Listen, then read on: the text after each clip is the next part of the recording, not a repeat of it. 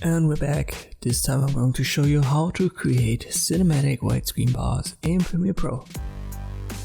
Let me first drag a video file into our project folder and then in our timeline. You will find that footage via the description link. And it's not widescreen.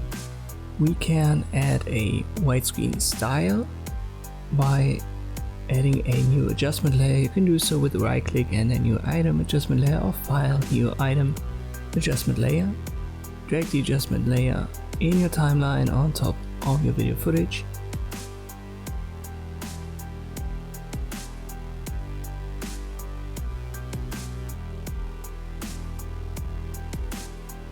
Then go to effects and search for crop. Just type it into the search bar and under video effects, transform, you will find crop. Just drag and drop it on your adjustment layer. Make sure to have it selected and then go to effect controls. There you'll find the crop FX.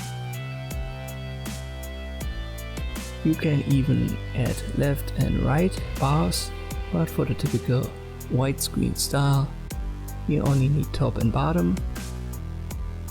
Use a percentage of 10 to maximum 13, maybe 14%.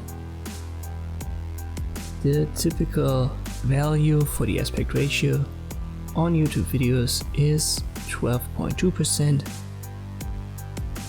You should definitely keep in mind that this is not a real widescreen video footage. Afterwards, it's just a styling tool, you could say. So if you've got important information on top and bottom in your video footage, you shouldn't be using it, but on footage like the one I have selected as an example, it really works good. And it's easily done. Thanks for watching and I'll see you next time.